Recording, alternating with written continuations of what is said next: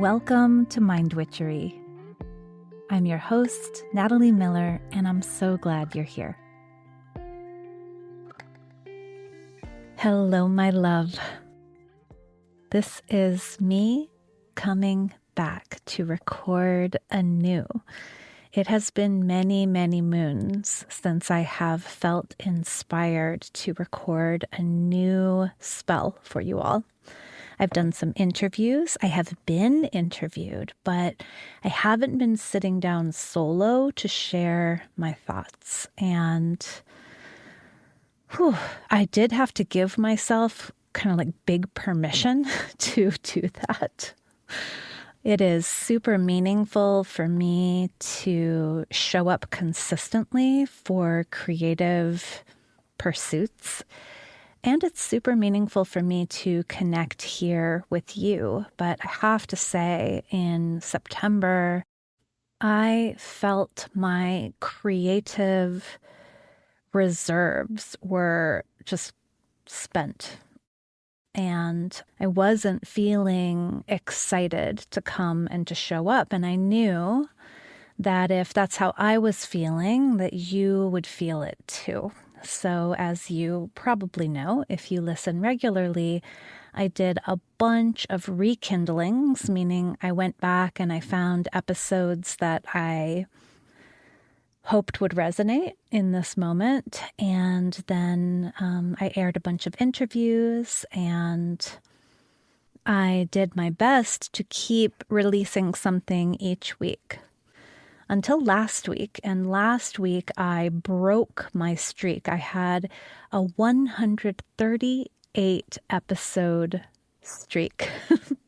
I had released a Mind Witchery, whether an interview or a rekindling or a solo episode, 138 Thursdays in a row. And then last week I did not release one. And if you would like to read about that decision, we will put a link in the show notes to the letter that I wrote about it. But in any case, somehow taking an actual break, even for just a week, sort of jump-started my creativity, and I'm really excited to share with you a spell for making a big change. And I don't know what this change is for you.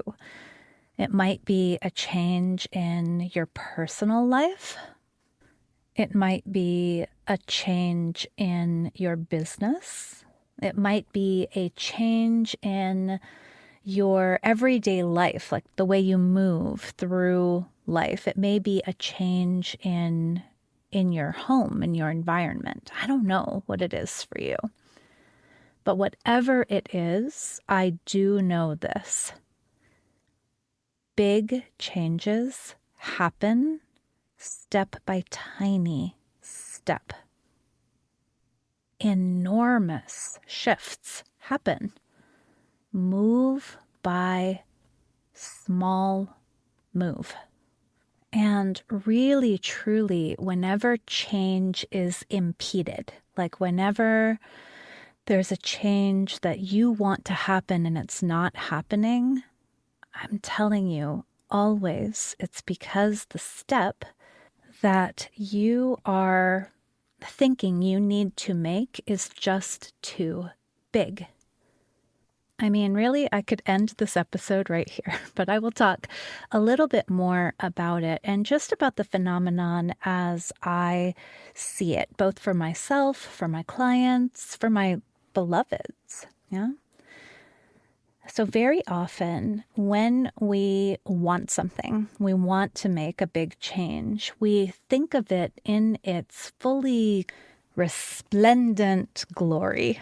Yeah. So for example, the other day I was talking to someone and she is unhappy in her living situation. And what she really wants to do, what she's always wanted to do, is to have a house in the country where she can have goats and chickens and basically like live the bucolic rural existence. And right now, she does not live that. Right now, she lives in the city.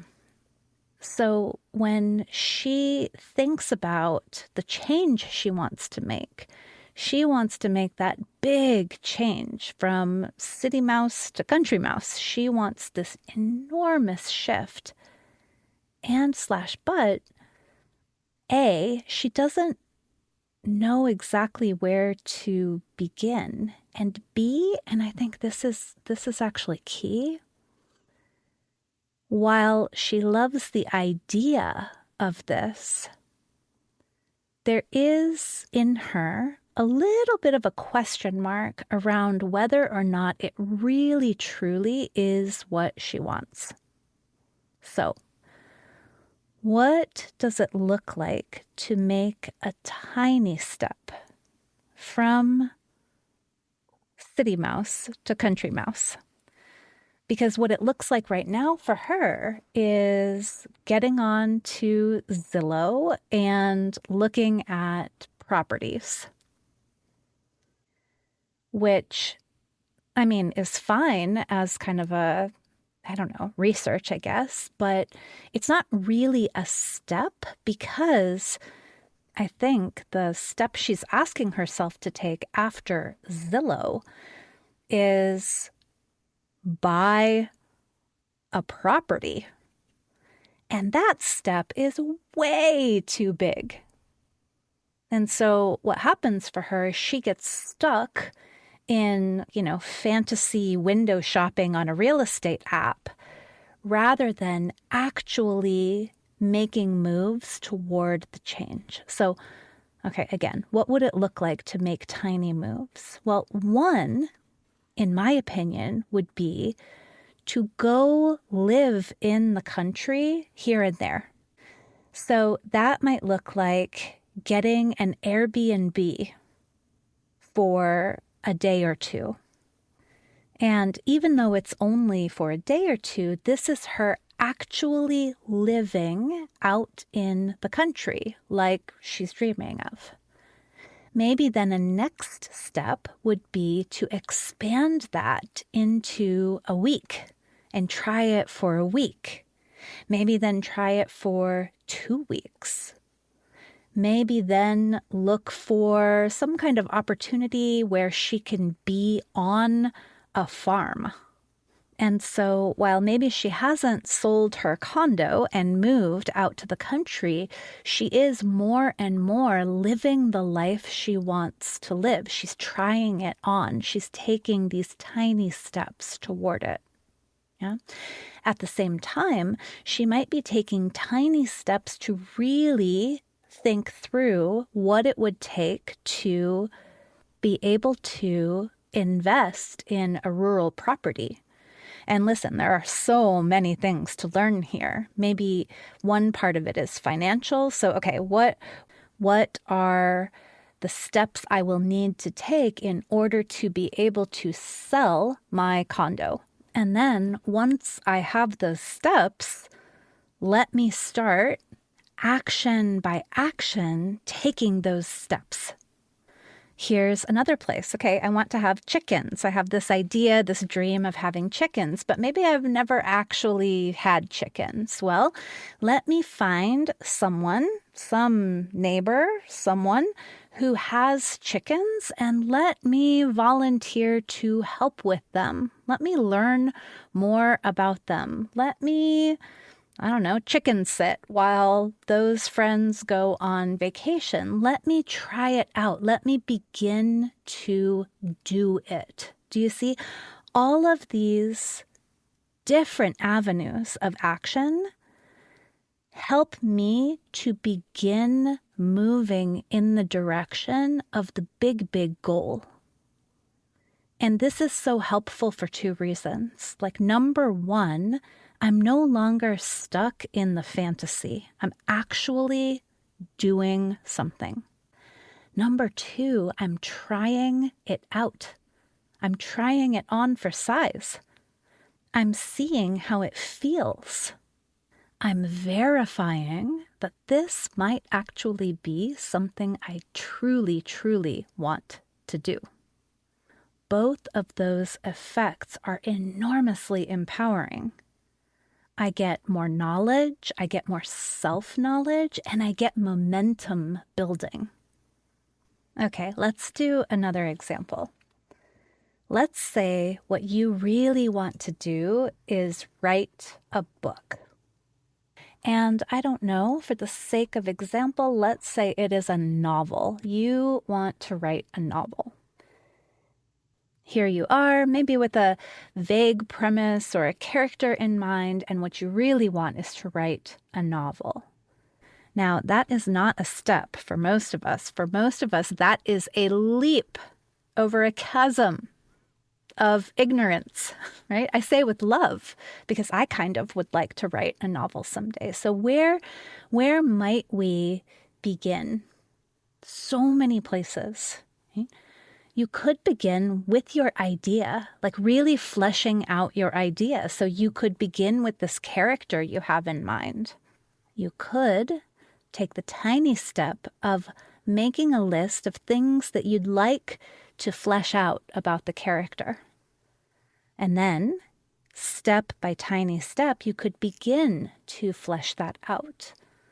Their appearance, their home, their history, their tendencies, their dreams, their traumas. Yeah? Could just begin step by step to flesh it out.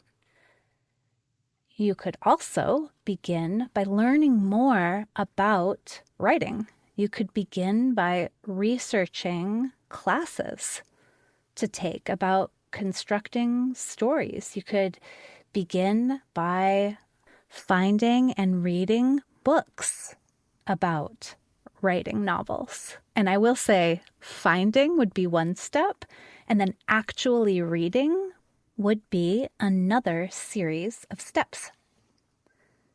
Maybe you can't imagine getting yourself to do either of those things, and what you really need to do is to find a writing group or to create your own writing group.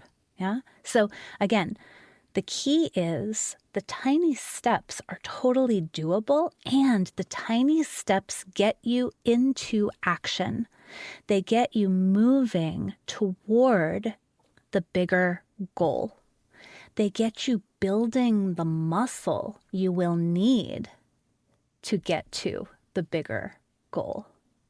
And you need that muscle. We need the muscle, and we also need the knowledge, and we also need the confirmation that, yes, this is the right track. Yeah? So tiny step by tiny step, my love, that is how eventually I left my marriage. Once upon a time, my friend, I was not happy in my marriage. And I remember so well this one session with my therapist where I told her I wanted out, but I had no idea how to get out. And this is actually really helpful, this part right here. As we talked, I talked about all of the obstacles, all of the ways in which his and my lives were interwoven. We owned a business together. We owned a house together. We shared a bank account. I did not have my own bank account. We had children together. We had cars together. We had pets together. And while I had this kind of dream idea of what it would be like to not be together anymore, I felt completely stuck in terms of what step I could actually take. And again, it's because going from completely intermeshed to separate, like in my fantasy, it was just way too large a step. However, by seeing all of those different ways that our lives were interwoven, I had many different places that I could begin to take tiny steps. Tiny steps like establishing my own business with its own bank account and my own money-making initiatives. And in the beginning, they were very small. In the beginning, I only had a handful of one-to-one clients. Once I had that handful of one-to-one clients, I started to offer a retreat here and there.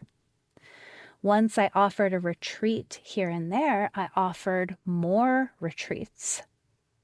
Once I had more than a handful of one-to-one clients, and once those one-to-one clients were really committed, I could create a group program for them. And so bit by bit by bit, step by step by step, I was able to become more and more financially independent. Yeah?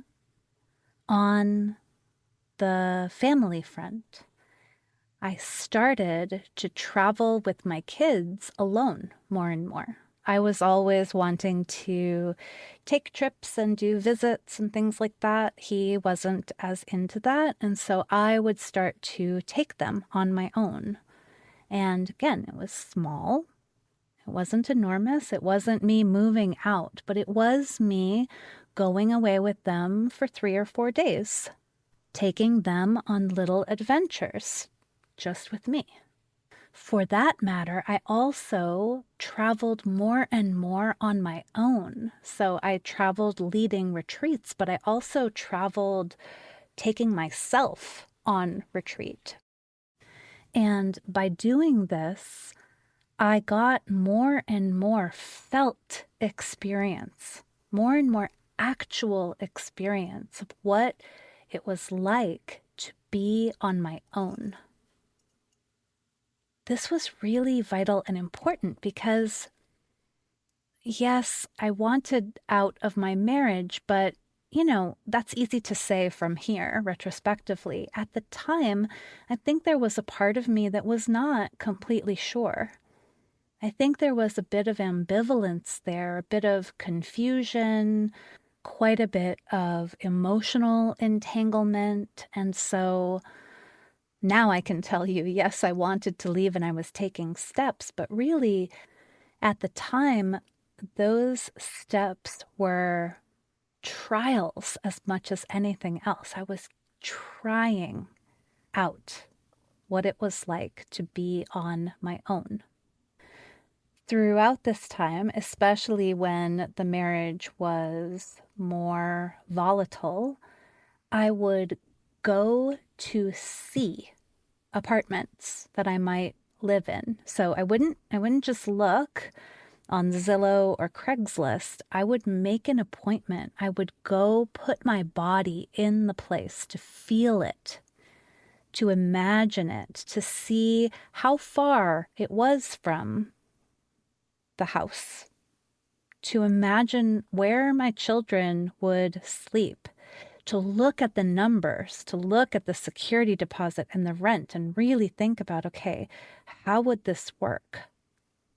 I probably saw 6 or 7 apartments before I ever signed a lease on one. And even when I signed the lease, I asked for a shorter lease. I asked for 6 months. I just wanted to try. A 12-month lease felt like too big a step, but a 6-month lease felt like a step I could manage. Yeah? And that actually makes me think of another aspect of these small steps that is really important. It's the co-creativity, right? Because that's another thing we can do sometimes is when we are in our heads and we're thinking about this big change that we want to make, this big step that we want to take, it is so difficult to remember the co-creative nature of reality. Yeah? If you are all by yourself thinking about how impossible it could ever be to live on a farm, you are totally closed off to the idea that, I don't know, there is someone who has a farm in the country and what they really want is someone to come and take care of it for the summer. And so you actually have this ability to give it a good solid try. But when you're in your head about it, instead of out in the world about it, it's so easy to forget the co-creative nature of reality. If you're in your head about your novel and you're not taking any steps, well, then you never get the magical exercise from the fiction teacher that really unlocks your idea and gets your creative juices flowing. When I was in my head about to separate or not to separate, right, I was unable to see how my then partner would respond. I just didn't know. And it turned out that as I took my step by step toward changing our relationship, so did he. He also took steps, and then together we co-created what eventually became our divorce. This actually may be the most important reason that we've got to go step by tiny step, because it never is all up to you, my love. And probably part of the reason it feels so daunting, so overwhelming, is that you've forgotten that. You've forgotten that, no, actually, you will just be co-creating with the universe, with your community, with your resources, with luck, with serendipity, with magic. You'll be co-creating in a different way. Okay, my love, this is it. This is your spell for making a big change. You make a big change by taking small, embodied, informative, co-creative steps. As you step by step, you get clearer on what you actually want. You build the muscle of doing the new thing, the muscles you will need to be able to sustain and support the big step. As you step by step, your change comes out of your head and into the world. And that is where we all want it, because this change that you want to make, if it is in your best interests, it is in our best interests. I know that for sure. Well, that felt really good. Speaking of step by step, I'm back and so happy to be so. Thank you so super much for listening, and bye for now.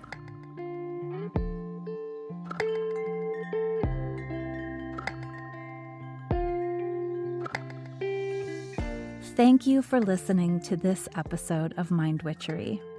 To catch all the magic I'm offering, please subscribe to the show.